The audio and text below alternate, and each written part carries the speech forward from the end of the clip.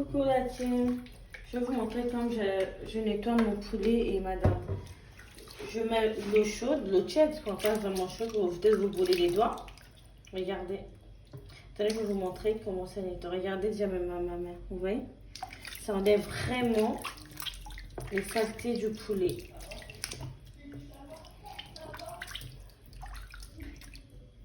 Vous avez vu la saleté du poulet? Maintenant, je vais renverser cette eau pour re-rincer le poulet.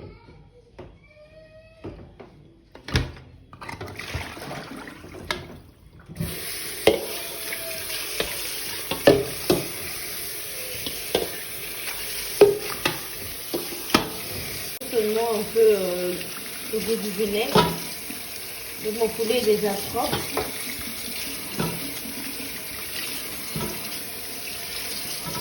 Vous allez voir quand vous allez l'assaisonner. Vraiment, il n'y aura plus de goût nauséabond du poulet qui a souvent là. Là, je vais en nettoyer madame.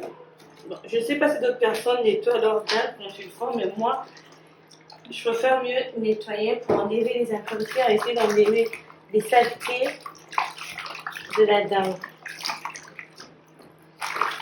Moi, je nettoie comme si je serais laver un enfant, quoi. Donc, il faut bien vérifier que vous enlevez toute la saleté.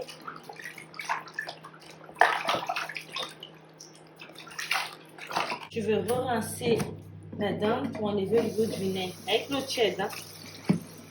Bon, je ne sais pas si vous lavez vos poulets ou vos dindes avec de l'eau tiède. Moi, j'aime bien. Je ne sais pas si ça enlève le goût, mais je n'ai jamais ressenti ça dans mon poulet et madame. Le deuxième rinçage, comment est devenu l'eau. Suite à ça que j'aime utiliser le vinaigre pour nettoyer correctement mon poulet.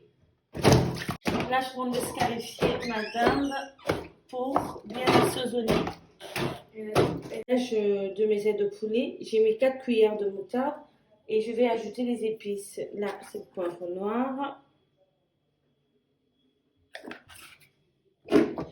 Là, c'est le gingembre en poudre, de l'ail,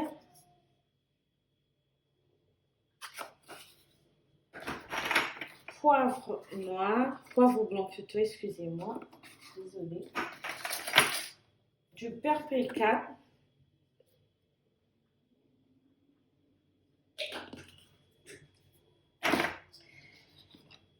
ça c'est du chili, je vais en mettre un peu, parce que ça pique, comme j'ai des enfants qui vont manger, je ne mets pas trop.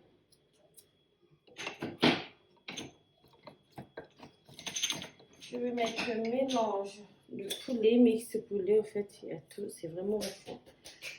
J'en ai plus, je vais l'acheter. Mélange d'épices aussi, je vais en mettre un peu. Je vais mettre de la coriandre. On est de là, normalement. Donc, c'est basilic, je vais en mettre aussi. J'ajoute un peu de basilic.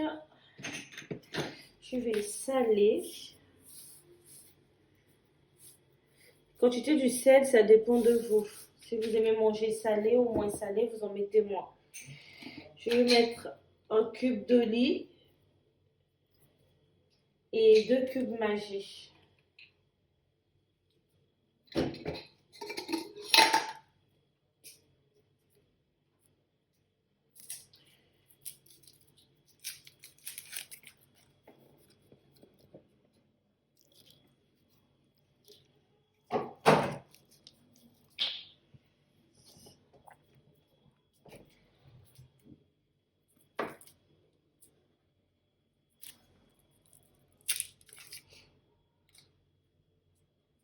Je vais écraser le cube.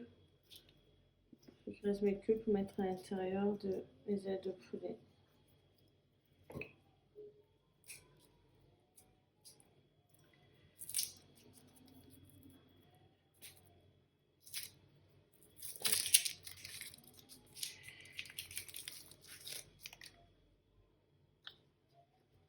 Là, je mélange le tout.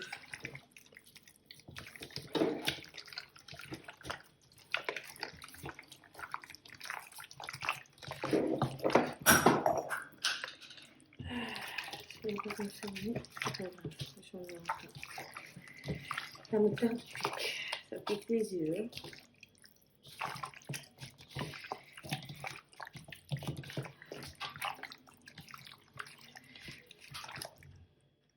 Idem pour la dinde.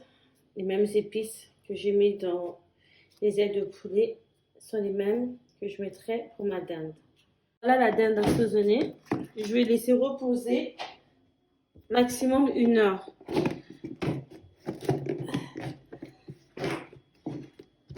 Et je vais couvrir les ailes de poulet avec du film. Je laisse aussi reposer. Voilà la dinde assaisonnée. Je vais laisser reposer maximum 1 heure.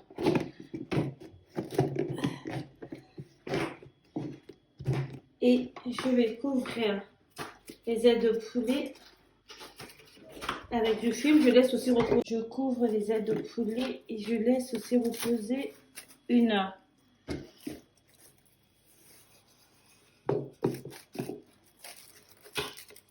Après 1 heure d'attente, je vais farcir mon poulet avec des crevettes, des oignons, poivrons jaunes, verts et rouges. J'ai mis un peu de sel et un peu d'huile. Maintenant, je vais tout fourrer à l'intérieur de mon poulet. D'autres personnes farcissent leur dinde avec des steaks hachés. Ils font un peu de mélange de tout. Mais moi, j'ai opté pour des crevettes. Pour voir, ça sera très, très, très, très, très bon. Faut vraiment bien fourrer, hein.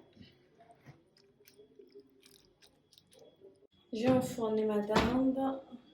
La température, je vais mettre à 160 degrés. Et le minuteur, je vais mettre à 30 minutes. Et la suite après.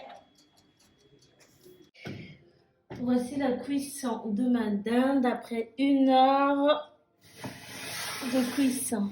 Regardez comme c'est beau. C'est vraiment tout beau. Pour connaître si c'est cuit, il faut piquer. Non, il n'y a plus de sang. Moi, j'essaie de piquer sur la cuisse surtout.